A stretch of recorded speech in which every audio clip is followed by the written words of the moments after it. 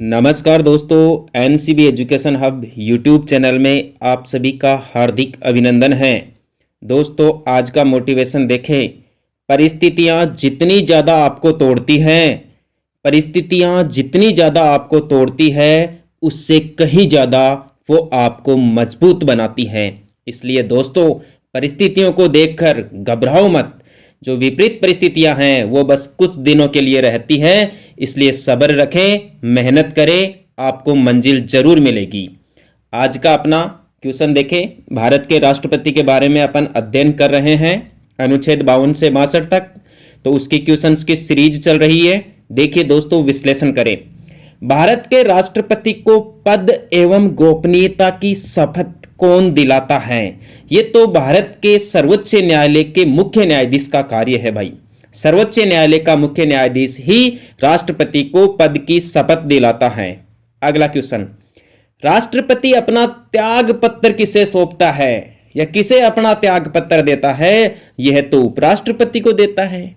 आप दोनों के बारे में ही ध्यान रखना। राष्ट्रपति जी तो उपराष्ट्रपति को अपना त्याग पत्र देते हैं और उपराष्ट्रपति जी राष्ट्रपति को अपना त्याग पत्र देते हैं। अर्थात ये दोनों एक दूसरे को अपने पद का त्याग पत्र सौंपते हैं। क्लियर? अगला क्वेश्चन, उत्तर प्रदेश की प्रथम महिला मुख्यमंत्री कौन थी? दोस्तों, उत्तर प्रदेश राज्य, जिसे ब्रिटिश भारत में संयुक्त प्रांत के नाम से जाना जाता था, उस राज्य की प्रथम मुख्यमंत्री सुचेता कृपलानी बनी। इसलिए बहुत ही अच्छा सवाल है ये। उत्तर प्रदेश राज्य की प्रथम महिला मुख्यमंत्री कौन थी? सुचेता कृपलानी। अगला क्वेश्चन देखिए भाई, बहुत ही शानदार क्वेश्चंस की सीरीज चल रही है दोस्तों। देखिए, भारत के कौन से राष्ट्रपति निर्विरोध चुने गए? निर्विरोध का मतलब होता है जिनके सामने कोई कॉम्पिटिटर ना हो भाई, जो किसी पार्टी से ना हो भाई। निर्दलीय एक प्रकार से अपन ये कह सकते हैं या निर्विरोध कह सकते हैं। निर्विरोध का मतलब यही होता है जिसके सामने कोई खड़ा ना हो भाई, जिसे सबका स्पष्ट बहुमत मिल जाए और वो जीत जाए, उसे ही दोस्तों अपन निर्विरोध मानेंगे। तो नीलम संजीव रेड्डी भारत के प्रथम निर्विरोध राष्ट्रपति थे। अगला क्वेश्चन, स्वतंत्र भारत के राष्ट्रपति किस राज्य के थे भाई? स्वतंत्र भारत के प्रथम राष्ट्रपति डॉक्टर राजेंद्र प्रसाद थे, जिन्हें अजात शत्रु के नाम से भी जाना जाता है। ये भारत के प्रथम राष्ट्रपति थे और बिहार राज्य से थे। जब गांधी जी बिहार में चंपारण सत्याग्रह करने के लिए गए थे तो वो डॉक्टर राजेंद्र प्रसाद के घर पर ही रुके थे। अच्छा सवाल है। अगला देखिए भाई, भारत के किस राष्ट्रपति की मृत्यु कार्यकाल खत्म होने से पहले हो गई? भारत के ऐसे कौन से राष्ट्रपति थे जो कार्यकाल के दौरान मृत्यु को प्राप्त हुए?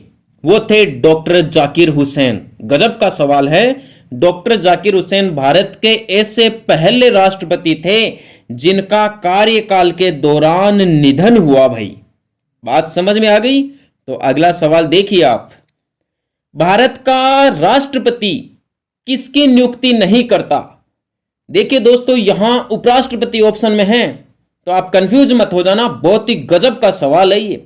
दोस्तों, उपराष्ट्रपति का अपने देश में कोई स्वतंत्र और अलग से पद तो होता नहीं, क्योंकि देश में राज्यसभा का सभापति ही उपराष्ट्रपति का पद ग्रहण करता है।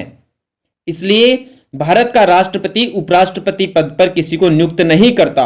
अगला क्वेश्चन, वित्त बिल यानी धन विधेयक के लिए किसकी स्वीकृति आवश्यक है?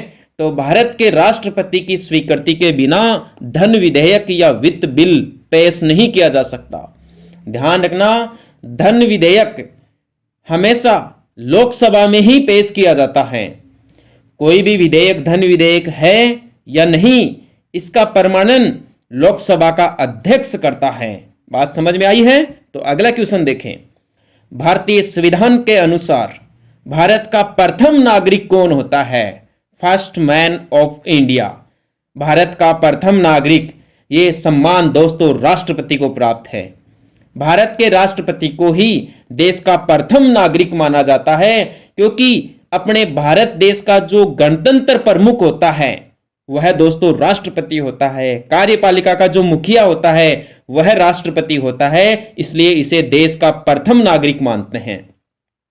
अगला सवाल देखिए, भारत के राष्ट्रपति पद के लिए उम्मीदवार की न्यूनतम आयु कितनी होनी चाहिए?